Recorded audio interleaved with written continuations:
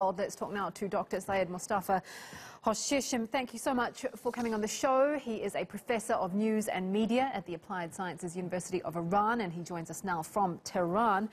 The US is now being pressured to respond. The Magnitsky Act is triggered, but given how keen Trump is to maintain good relations with Saudi, how likely is he to really want to get to the bottom of this, do you think? Hello, and thank you for having me. Well, you know, ever since the 9/11 attacks and after this mess started, the terrorism in the region, but the Saudis were losing face in the world public opinion. They could see that various American and Western officials were complaining that the Saudis are linked to and that they are behind this proxy warfare in the region. So when power was to be transferred to the house of Salman, they set two conditions. One was suppressing Wahhabism and terrorism in order to mend the face and prestige of the Saudis. So the young prince started some superficial reforms like giving, the right of driving to women. But there were some people, intellectuals, who were warning that this charm offensive and paid articles that appeared in the Western media outlets, they were not genuine.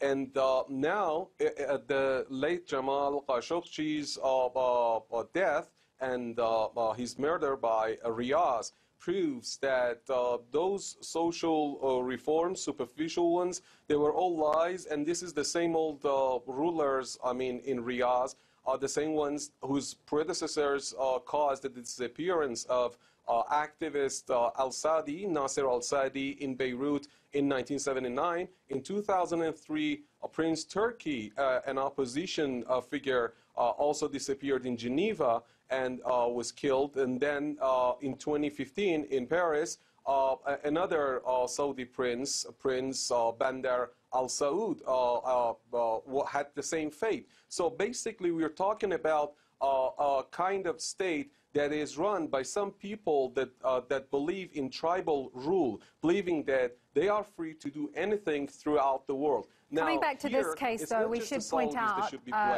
We should point out that this is still a suspected murder. We don't have confirmation from either side. We have a lot of evidence. We have, as we've been saying, a lot of information coming out over the past few days, and will continue, no doubt, to come out. But back to my question, how likely do you think the US is to actually investigate this, as Donald Trump says he wants to? All right. Now, that's a very good question. As a matter of fact, when last year Donald Trump paid a visit to Saudi Arabia, he made a very key sentence that's the key to all this story. He said, the United States no more intends to impose its lifestyle on the regional nations, especially the Saudis. That means that whatever you do, if you clamp down on human rights, if you assassinate dissidents, if you stop democracy and continue your autocratic rule and tribal rule, it doesn't matter as far as you pay us. That's one. And second, as far as you advance our objectives and political agenda in the region. So when the U.S. is supporting them with various types of ammunition in order to bomb a defenseless nation like Yemen, or when they take in custody the Prime Minister of Lebanon and the French get into there and mediate his freedom, but they do not punish the Saudis, we should not expect them to take any action. As far as we know, Donald Trump has not shown a very, good and firm response to Jamal Khashoggi's fiancée, who has requested some pressures from Washington and on the Saudis. And I believe that as far as the United States continues this kind of bullying and arrogant approach to earn money and to advance its goals in the region, and as far as the Israelis are behind the Saudis in such plots in the region,